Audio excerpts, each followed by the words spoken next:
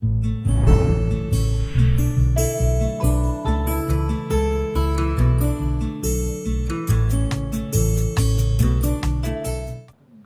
saudaraku, pesan kebenaran pada video kali ini adalah haruslah kamu sempurna sama seperti Bapamu yang di sorga adalah sempurna. Saudaraku, mari kita baca dari Injil Matius pasal yang kelima ayat 21 sampai 22. Kamu telah mendengar yang difirmankan kepada nenek moyang kita, siapa yang membunuh harus dihukum. Tetapi aku berkata kepadamu, setiap orang yang marah terhadap saudaranya harus dihukum. Siapa yang berkata kepada saudaranya kafir harus dihadapkan ke mahkamah agama. Dan siapa yang berkata jahil harus diserahkan ke dalam neraka yang menyala-nyala. Saudaraku, perkataan Yesus yang sangat tegas, jelas, dan lugas ini kepada audiens orang-orang Yahudi pada saat khotbah di bukit. Latar belakang yang perlu kita pahami bahwa orang-orang Yahudi dengan memegang teguh adat istiadat hukum Musa atau yang kita sebut mitzvot, ada 613 hukum Musa. Ini betul-betul dipegang teguh, menjadi beban bagi umat-umat Israel. Sehingga mereka menjadi orang atau umat yang sangat eksklusif, saudara-saudara. Kenapa saya katakan demikian? Akhirnya mereka membangun suatu kelompok yang tidak mau bergaul dengan kelompok yang lain, dengan orang yang lain.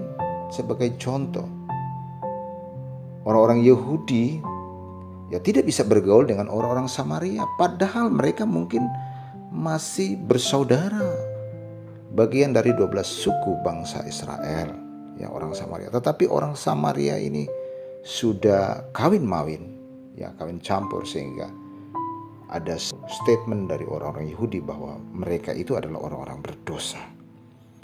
Nah, saudara-saudara, ini yang menjadi problem.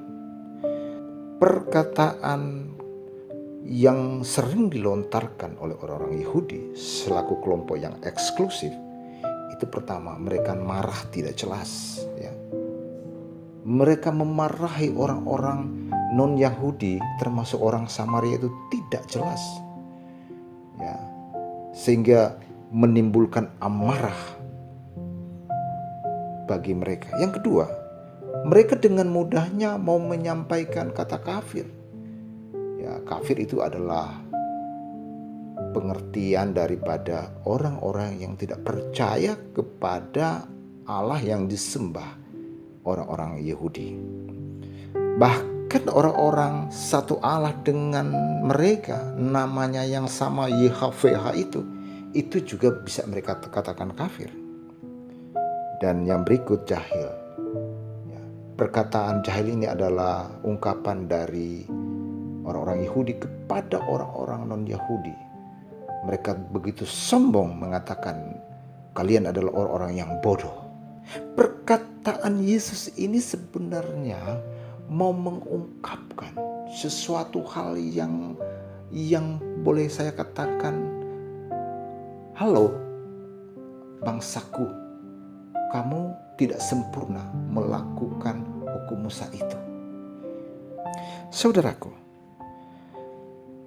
sehingga Yesus mengatakan, kamu harus sempurna. Tidak cukup melakukan hukum Musa dan kamu harus sempurna. Yesus katakan, kamu harus melepaskan beban itu. 613 hukum Musa dilepaskan. Sebab sesungguhnya kalau kamu tidak lepas, kamu tidak akan sempurna di dalam Tuhan, saudaraku. Nah, coba kita baca ayat 47 dan 48 dari Matius 5. 47, dan apabila kamu hanya memberi salam kepada saudara-saudaramu saja, apakah lebihnya daripada perbuatan orang lain? Bukankah orang yang tidak mengenal Allah pun berbuat demikian. Ini statement Tuhan yang sangat jelas. Karena itu hendaklah kamu sempurna sama seperti Bapamu yang di surga adalah sempurna. Saudaraku, perkataan Yesus ini buat orang-orang Yahudi jelas sekali bahwa kehidupan yang dibangun berabad-abad sampai dengan kedatangannya itu sudah selesai dan harus memasuki zaman yang baru, di mana zaman anugerah Allah. Keselamatan itu bukan daripada upaya kita untuk menjalankan 613 hukum Musa itu, tetapi zaman yang baru, di mana keselamatan itu hanya oleh karena anugerah. Saudaraku, jika Bapa di surga adalah sempurna, maka kita juga harus sempurna. Apa relevansinya dengan kehidupan kita agar kita mengikuti Bapa yang sempurna? Pertama, Bapa yang sempurna itu Bapa yang mengasihi semua orang.